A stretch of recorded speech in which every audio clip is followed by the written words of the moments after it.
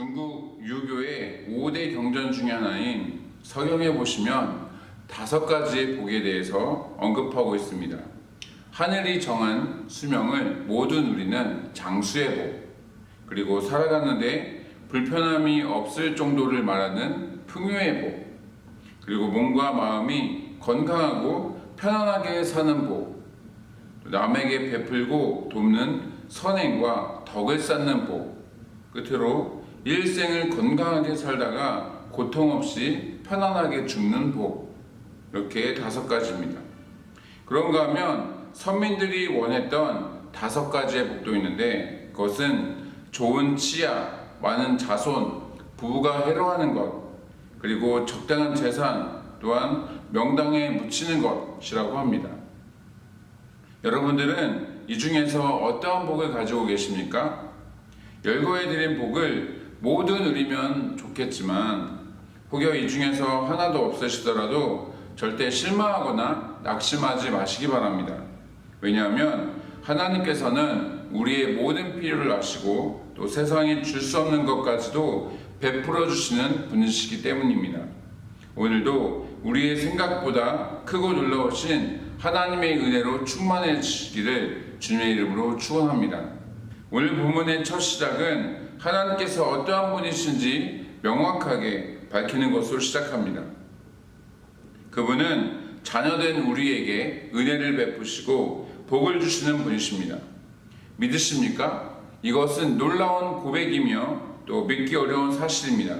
왜냐하면 세상에 셀 수 없이 많은 그런 신들이 있지만 그 어떠한 신도 자신을 숭배하는 사람들에게 줄 수 있는 것이 없기 때문입니다.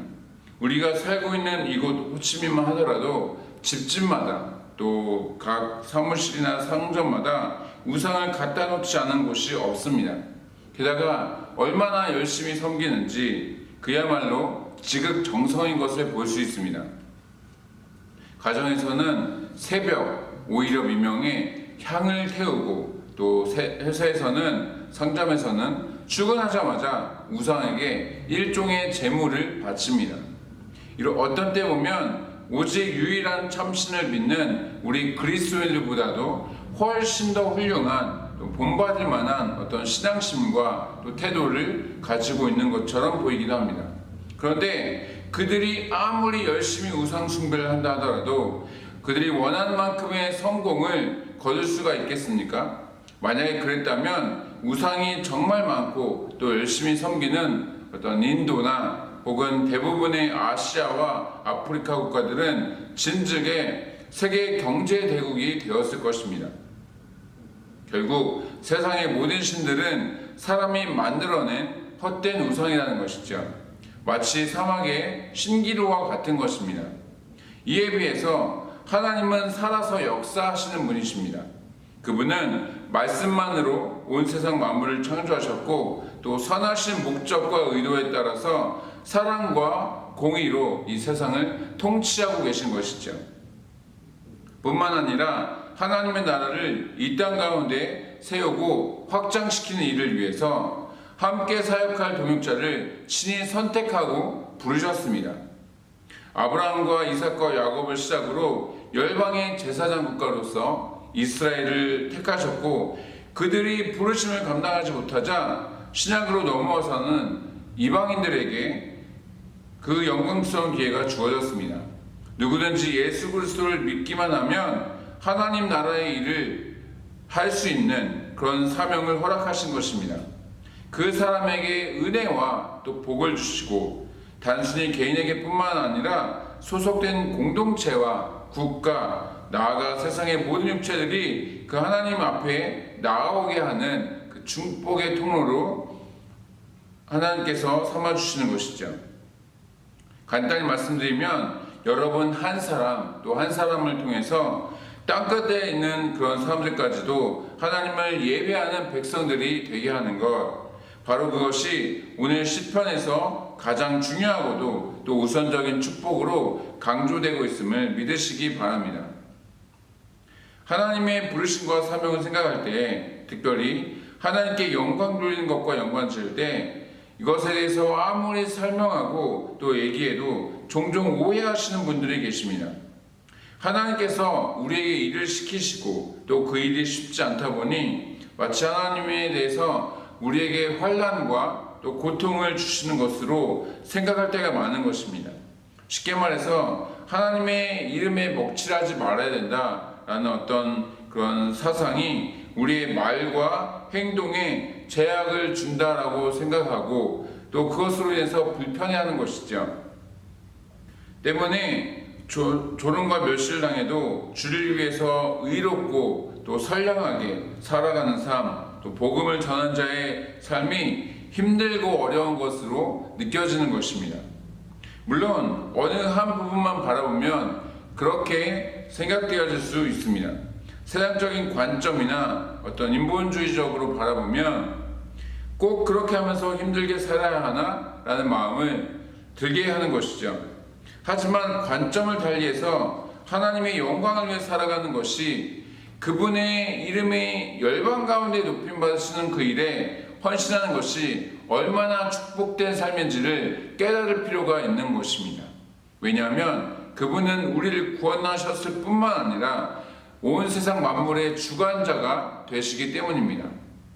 우리가 하나님을 위해 살아가는 것이 축복이며 또 영광스러운 일이 되는 이유는 세상을 다스리고 또 통치하는 일에 참여하는 일이어서 그렇습니다. 지금 우리나라에서는 뉴스를 보시면 아시겠지만 여당과 또 제1야당에서 대선 후보를 결정하기 위한 어떤 경선이 진행되고 또 준비되고 있습니다. 또 각 당마다 서로 대통령이 되겠다면서 10명 이상씩의 어떤 인물들이 지원하고 있는 것이죠. 그 작은 나라를 단지 5년 동안 통치하는 영예를 누리고자 수십 명이 도전하고 있는 것인데 하물며 세상을 다스리는 것은 어떻겠습니까? 생각만 해도 가슴 뛰는 일이 될 것입니다. 세상을 창조하시고 만물의 주관자가 되시는 여호와 하나님과 동역하는 것인데 그 자체로도 굉장한 어떤 가문의 영광이 되는 것이죠. 세상의 그 무엇과도 비교할 수 없는 영광을 누리게 될 것입니다. 더군다나 하나님은 정확한 원칙에 따라서 공평과 정의로 통치하십니다. 세상의 통치자가 욕을 먹는 것과는 다르게 통치하는 그 기간 가운데 또 통치 기간이 끝나고 나서 욕을 먹는 것과는 다르게 하나님께서는 좌우로 치우치심이 없고 공평과 정의로 다스리다 보니까 우리가 어떤 누구도 그것에 대해서 문제제기를 할 수가 없는 것이죠. 하나님의 다스리심과 결정에 대해서 이의가 없는 것입니다. 이로 인해서 의롭고 선량한 주의 백성들은 하나님을 찬양하며 기쁘고 즐겁게 안정된 삶을 이 땅 가운데서 살아갈 수 있게 되는 것입니다. 이 지점에서 우리에게 한 가지 오해할 수 있는 지점이 생기게 됩니다. 위대하고 놀라우신 하나님과 함께 그분의 나라를 위해서 헌신하는 것은 충분히 감사하고 또 영광스러운 그런 일들로 생각할 수 있습니다. 영생의 복과 또 하늘에서의 어떤 상급이 예비되어서 있을 것이기에 이 땅에서의 삶이 조금은 힘들고 어렵더라도 우리가 감내할 수 있는 것이죠. 그런데도 여전히 망설여지고 또 부담으로 다가오는 것은 우리가 생각하는 어떤 평안한 삶이나 또는 성공적인 인생과는 거리가 멀다라고 생각하기 때문입니다. 이런 연유로 교회 내에서 중직자나 또 교사로 섬기고 있으면서도 또는 목회자이면서도 자신의 가족 중에 혹은 자녀가 누군가가 이제 목회자나 선교사가 되겠다라고 하면 아니 편안하게 하나님 믿어도 될 것을 뭐하러 그렇게 힘든 길을 가려고 하느냐라는 어떤 말로 반대하는 것이죠. 우리는 하나님의 말씀을 피상적이 아닌 좀 더 적극적으로 뼛속 깊이 믿어야 할 필요가 있습니다. 예수님께서는 먼저 하나님의 나라와 그 의를 구했을 때 모든 것을 더하시겠다. 구하고 찾고 두드리면 얻게 될 것이다 라고 말씀하셨습니다. 이외에도 구약에서는 열심히 하나님을 섬기고 또 그분의 말씀대로 살아가면 수고한 대로의 소산을 얻고 또 그 이상의 축복도 주시겠다라고 약속하셨습니다. 지금도 살아 역사하시는 하나님께서 친히 하신 그 말씀을 믿으시고 그 말씀이 여러분의 삶 가운데 성취된 역사가 경험되어지기를 주님의 이름으로 축원합니다. 말씀을 마치겠습니다. 오늘은 본문을 중심으로 하나님께서 그분의 자녀된 우리에게 베풀어 주시는 세 가지 은혜와 축복에 대해서 함께 나누었습니다. 우리를 통해서 모든 민족이 하나님을 예배하게 하는 복, 또 하나님께서 세상을 다스리시고 그 일에 우리가 동역하는 복, 그리고 모든 필요를 공급해 주시는 그런 복입니다. 이 밖에도 형통의 복, 장수의 복, 또 자손의 복 등등 너무나도 많은 축복들이 이 성경에 약속되어져 있습니다. 지금까지 살아오시면서 얼마나 많은 하나님의 은혜와 축복을 여러분들이 경험하셨는지 그것은 모르겠지만 그것에 만족하지 마시기 바랍니다. 앞으로 남은 여생 더 이상의 은혜는 없을 것 같다 라고 제안하지도 마시기 바랍니다. 이전까지 경험하지도 또 생각지도 못했던 축복을 주실 것에 대해서 기대하시기 바랍니다. 이것을 위해 하나님께 더욱 헌신하고 또 주의 은혜만을 구하시는, 그래서 그 모든 은혜를 또 축복을 받아 누리시는 저와 여러분이 되시기를 주님의 이름으로 축복합니다. 이 시간 구국기도문을 함께 읽으며 하나님 앞에 이 코로나 종식을 위해서 또 베트남과 또 우리 대한민국과 또 우리 어려움 당하고 있는 성도들 그리고 교회를 위해서 함께 기도하며 나아가시겠습니다. 함께 구국기도문으로 기도하며 나갑니다. 코로나 사태 속에서도 신실하신 하나님을 더욱 신뢰하게 해 주시옵소서. 이 모든 상황을 믿음으로 버티고 인내하며 회복을 경험케 해 주시옵소서. 코로나 재난으로부터 모든 성도들을 눈동자처럼 지켜 보호해 주시옵소서. 코로나19가 베트남과 대한민국과 세계에서 속히 지나가게 해 주시옵소서. 모든 가족과 함께 마음과 정성을 다해 하나님께 예배드리게 해 주시옵소서. 모든 성도가 경선에서 회개하고 또 의로운 삶의 열매를 맺게 해 주시옵소서. 교회의 생명사역을 적극 추진할 수 있는 여건을 속히 허락해 주시옵소서. 성도들이 처한 모든 환난과 어려움 가운데 피할 길을 허락해 주시옵소서. 성도들의 생업과 삶의 터전을 지켜주시고 결코 좌절하지 않게 해 주시옵소서. 이 땅에 확산되고 있는 코로나를 막아주시고 완전히 종식시켜 주시옵소서.